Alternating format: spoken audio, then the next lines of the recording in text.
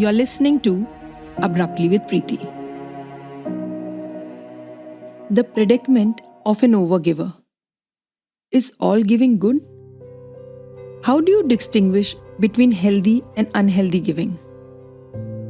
The series of lockdowns were making Ritika anxious. After digging deep into her emotions for hours on end, she was able to put her finger on the cause of her anxiety. This period of isolation had condensed giving in Ritika's life, resulting in unfulfillment of the insatiable need to feel worthy. Seeing the number of an old friend buzzing on her phone alarmed Ritika. It had been a couple of years since she had last spoken to Gauri.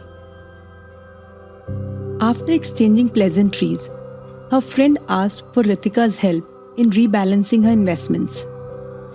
The investment banker hung up after assuring Gauri that she would help her in the best possible manner.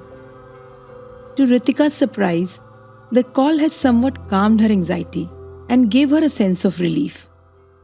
It took her back in time when she would go out of her way to help out her school friend Sunaina.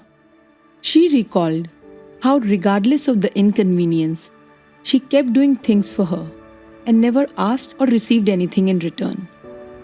The latter seldom disappointed her. This set pattern of overgiving persisted during her college and social life. Ritika's approach of giving had made her a conscious overgiver. This practice was not limited to any particular person or relationship. It had spilled over to all her connections she had established in her life so far. Her dating life also didn't remain unscathed from this pattern. She was perpetually the first one to give gifts on her dates and rarely received anything. Even with her siblings, cousins, friends, boyfriends, or exes, she had only seen herself as a giver, a trait she wasn't content with. While she kept exerting herself in an attempt to keep giving, something inside her was also constantly craving to receive.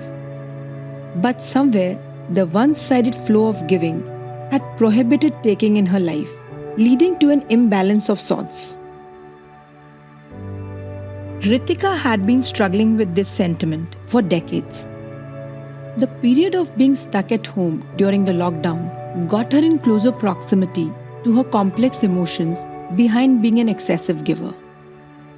After introspecting for long, an inner voice told her, "Perhaps I'll be appreciated and liked more by being a generous giver." Oh no, that's what made it wrong, figured a disillusioned Ritika. She knew it can only be termed as generosity if overgiving comes from a place of sharing and contentment, not when it's connected to self-worth. She was aware that her kind of overgiving was detrimental to healthy living, since it was coming from a depleted heart interspersed with an agenda. Ritika started scrolling through her WhatsApp and opened her co-worker Meenal's message, who had recently turned into a chocolatier, and typed, "It's really sweet of you to offer. I would love to have your homemade chocolates.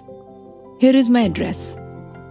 This simple yes to receiving was indicating that the unwilling recipient was now ready to balance the energies.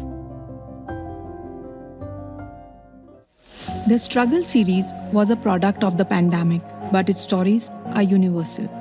If this tale touched you, I would love to hear about it. You can find me on Instagram and Facebook at Stories by Preeti, or email me at preeti@coloredchalk.in. For everything else, check out my website preetishah.com. Don't forget to subscribe to this show on the podcast app you love. We are available everywhere. Thank you for listening. Until next time.